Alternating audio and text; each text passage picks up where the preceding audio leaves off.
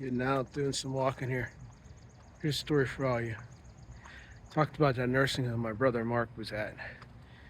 Same one my Uncle Dan was, not Uncle Dan, Uncle Barry was at.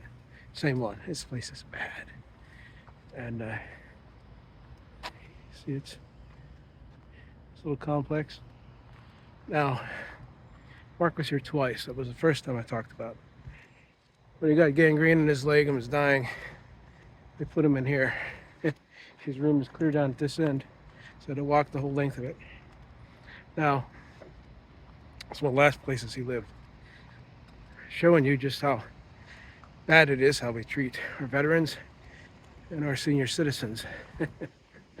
I tell you, let them smoke once a day. Now they don't even let them do that. Okay, if you're in there, and I'm not going to take very many pictures looking down that way because I wouldn't have respect for the people in there.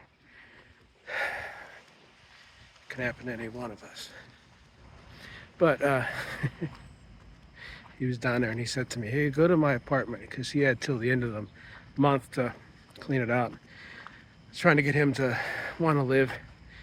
Didn't want to accept the reality of it, and so it happens he died on the same day my father did, September 1st, which was the last day of his lease. I got him this little bag, brought it down, thought nothing of it, walked the way I'm doing now. Didn't know there were substances in it. Substances that got the police called on him. And got him kicked out of the nursing home. So they got him addicted to the stuff.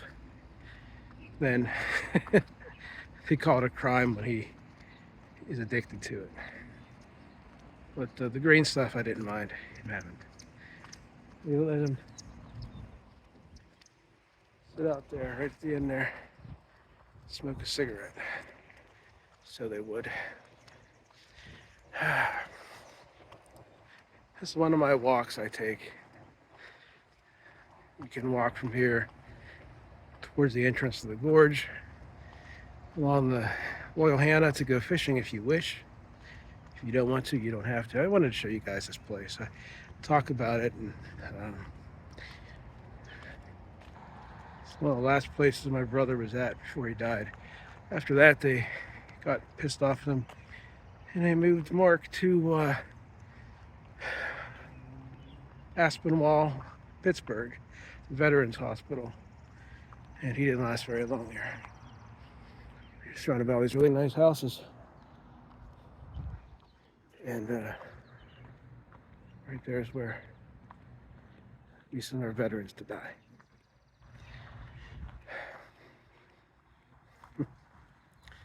Triggers me sometimes, but I don't think about it all in a bad way. Tell you a little story about it. He had this one guy in there that he was friends with. Mark had a way which made him great in music. He could walk up to anybody and he could become friends with them somehow.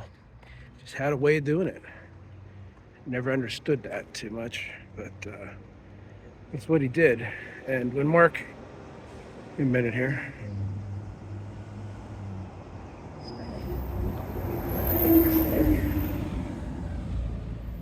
Mark did that.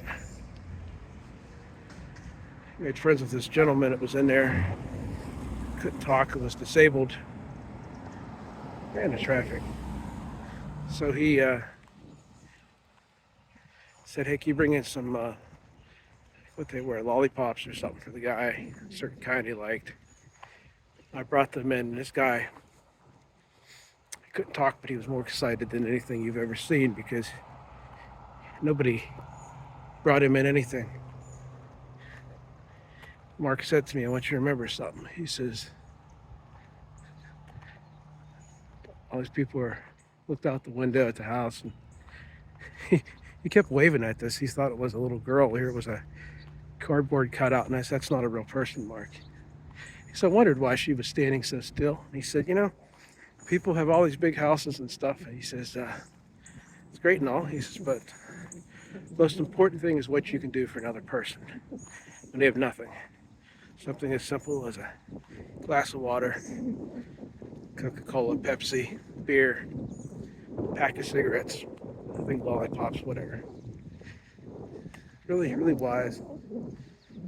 So that's where my brother Mark was in that nursing home I was talking about in that previous video.